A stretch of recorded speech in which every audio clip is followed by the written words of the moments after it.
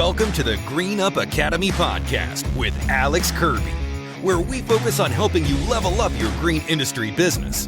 Whether it's marketing, finance, employees, or strategy, we talk about everything on this show to help you apply it to your business and change your family and company's future for decades to come.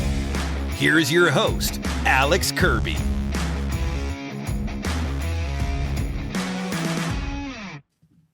What's going on, everybody? Alex, the Green Up Academy podcast, where we talk about how to level up your green industry business. Thank you so much for joining us. I'm here in Columbia, South Carolina. If you're watching, if you're listening, I'm still in Columbia, South Carolina, but thank you so much for listening wherever you are in your podcast, Spotify, Apple, YouTube, wherever it is. Thank you so much for joining us.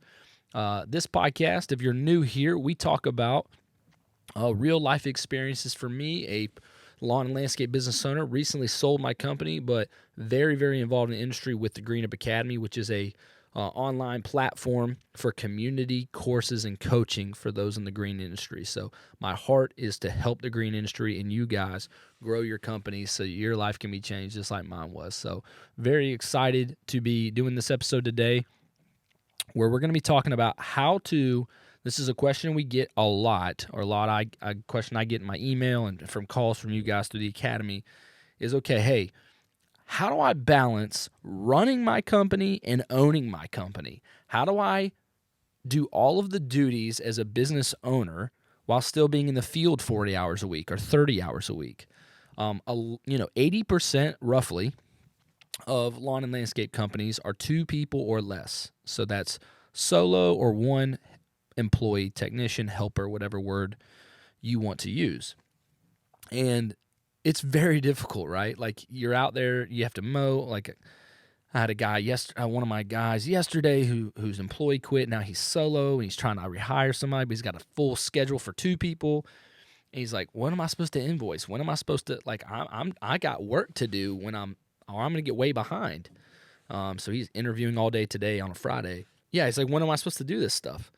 So very, very important to figure out how to balance working in your business and working on your business. That's going to be the title of this episode today. We've got 4 things to kind of go over and talk about. I think are going to help tremendously, because I know this is a big struggle. And again, if you ever want to talk to me, guys, you can email me anytime at alex@thegreenupacademy.com. That's my email address. I'll respond within 24 hours every time. And you can message us through social media platform DMs anytime.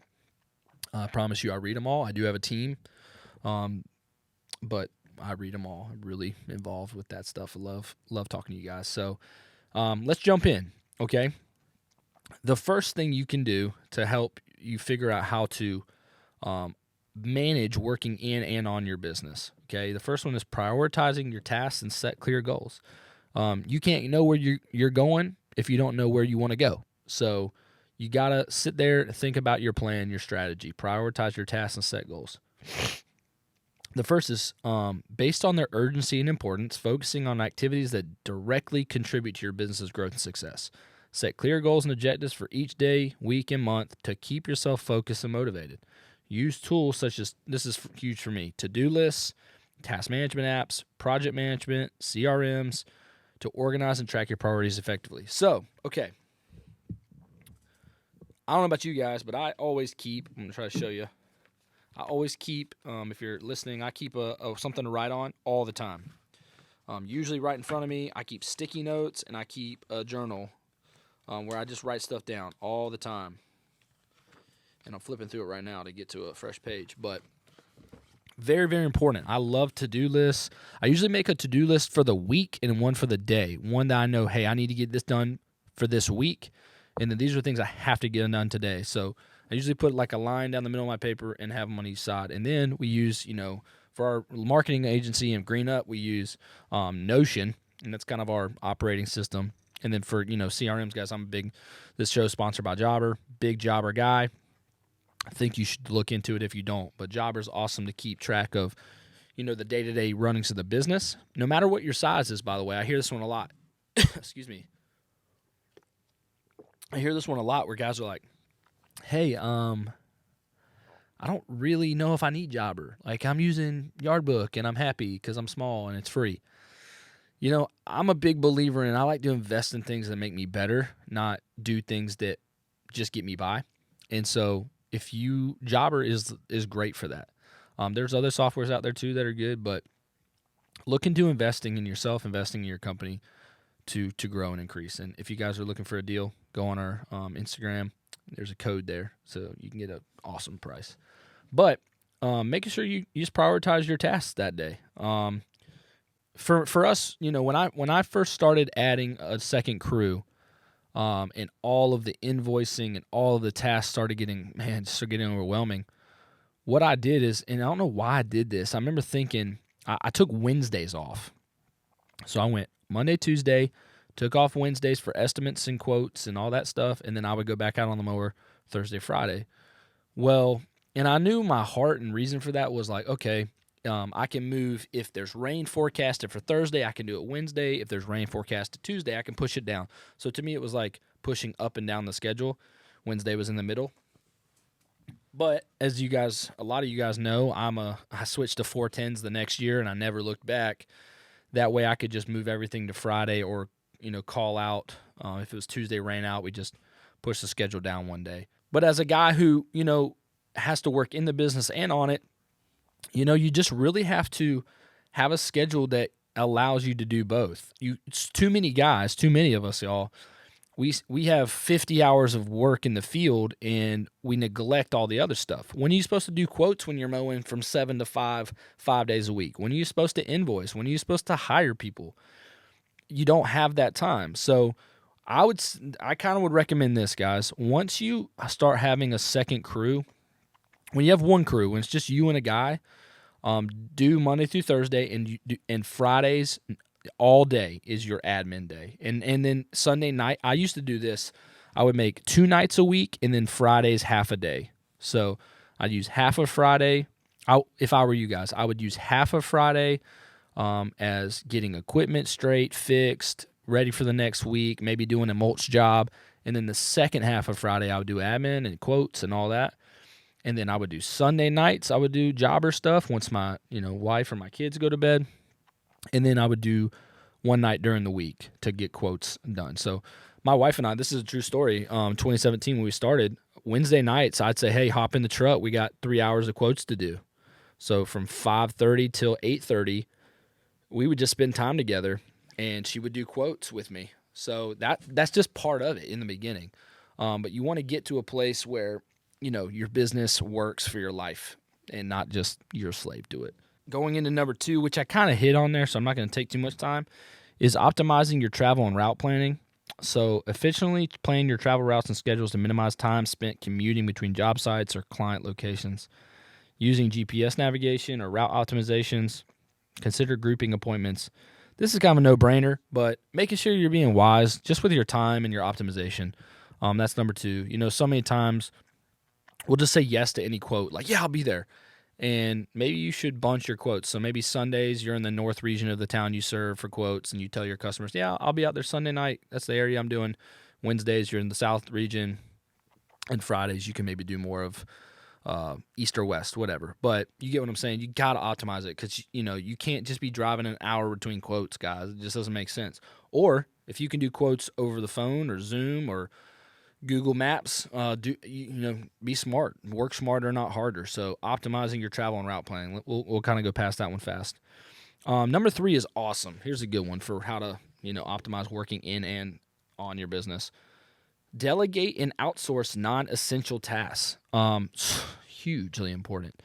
Delegate tasks that can be performed by others, or consider outsourcing non-essential activities such as admin, bookkeeping, or marketing. Hey, I love that. To free up your time for more critical responsibilities. Hire subs, contractors, virtual assistants, or part-time staff. Many of you are not in the position to do some of that, but you definitely should have a bookkeeper. You definitely could have, a 10-hour-a-week retired lady help you with invoicing and scheduling and stuff like that. If your business is full-time, you're doing $150,000, $200,000, you certainly can afford to pay a lady 10, 15 hours a week at $15 an hour or whatever to help you with some of this admin stuff to take that off your plate. the biggest thing in business is time, right? We can't get it back. We can't make more of it. So you have to optimize your schedule to do what you do best to generate revenue, and whatever you can outsource, you should. Like, I wish I had learned this a little bit earlier, but I was pretty good at this outsourcing piece because I knew that, look, I'm a sales and operations guy. That's what I need to focus on.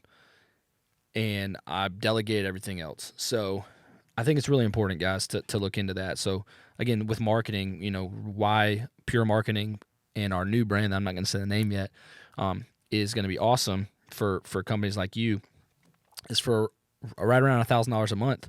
You can get full service marketing, and you don't have to have that on your team, and you get amazing results. And so it's just like you wouldn't have an accountant on your team full time on payroll that don't have your marketing. So I'm big on that. Big on delegating things that you can. And then lastly, excuse me, this is obvious, but something to chat about. It sounds obvious, but I don't think it is. I think it's really important. Utilize technology and mobile tools.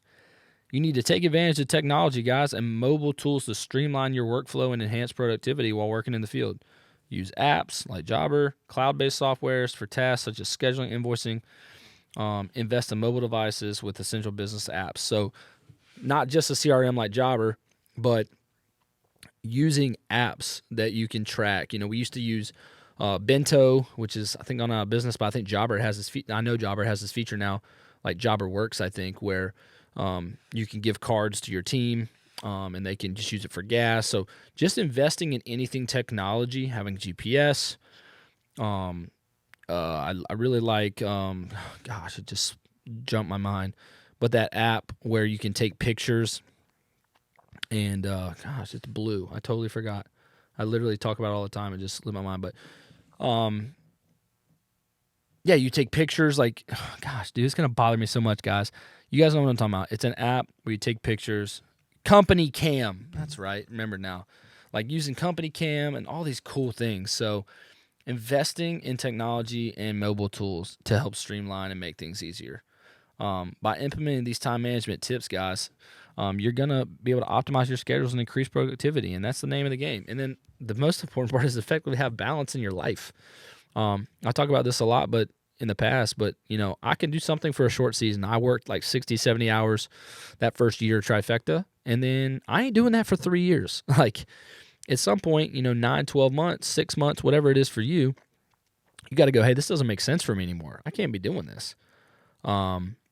So very, very important, these tips, guys. Let me go over one more time. First one's prioritize your tasks and set clear goals. Number 2 is optimize travel and routes. Third is delegate and outsource non-essential tasks. And 4 is utilizing technology and mobile tools. These are 4 great tips, guys, in order to figure out how to balance working in and on your business when you're still in the field and still have a day-to-day role in the production side of your company. But there is still a lot of those tasks and admin stuff and invoicing and hiring to do. So hopefully this is helpful as you go into your growing season. We're here in the middle of March. Everyone's starting to get going or about to get going. So I thought this episode would be helpful. If you guys would, go leave us a review on anywhere you listen to this. Follow us on social medias. And again, remember, the Green Up Academy is here to help you level up your lawn and landscaping business and also your life. Because at the end of the day, life is more important than business because you only get one of them. So thank you guys so much. Love you. Make sure you like and subscribe, and I'll see you next time.